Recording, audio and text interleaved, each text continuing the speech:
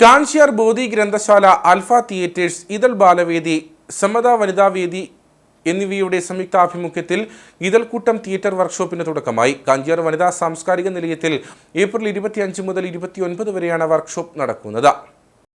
പുതുതലമുറയിലെ ലഹരിയുടെ വ്യാപനത്തിനെതിരെ ജീവിതമാണ് ലഹരി എന്ന ആശയം കേന്ദ്രീകരിച്ചാണ് ക്യാമ്പ് നടക്കുന്നത്.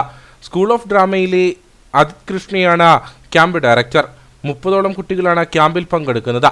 കാഞ്ചിയാർ പള്ളിക്കവല വനിതാ സാംസ്കാരിക നിലയത്തിൽ വെച്ചാണ് വർക്ക്ഷോപ്പ് നടക്കുന്നത്.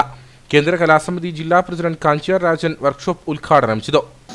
നമ്മുടെ ഈ വർത്തമാനകാല സാഹചര്യത്തിൽ കുട്ടികൾ അഭിമുഖീകരിക്കുന്ന ഏറ്റവും വലിയ പ്രശ്നങ്ങളിലൊന്ന് ലഹരിയുടെ കടന്നാക്രമണം കുട്ടികളെ വല്ലാത്ത ഒരവസ്ഥയിലേക്ക് കൊണ്ടെത്തിക്കുന്നു എന്നുള്ളതാണ്. ഇതിന് പരിഹാരം എന്നുള്ളത് നിർദ്ദേശിക്കാൻ ഉള്ള ഏറ്റവും പ്രധാനപ്പെട്ട കാര്യം അവരെ സർക്കാർവകമായ പരിപാടികളിലേക്ക് കൊണ്ടുപോവുക എന്നുള്ളതാണ്.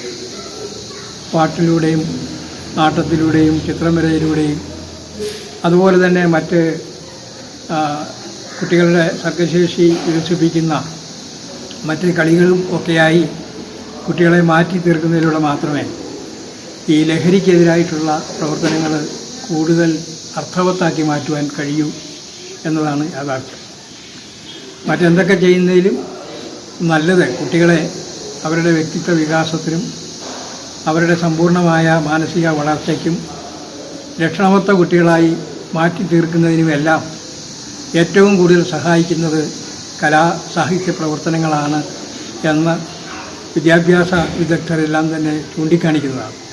ബാലവേദി സെക്രട്ടറി പാർവതി ശ്യാം അധ്യക്ഷയായിരുന്നു. മോബിൻ മോഹൻ, ജെയിംസ് പി ജോസഫ്, സിറിൽ ജേക്കബ്, ടി കെ രാമചന്ദ്രൻ, ജോർജ് മാണി, സൽമ ശ്യാം, അനന്തലക്ഷ്മി എന്നിവർ സംസാരിച്ചു.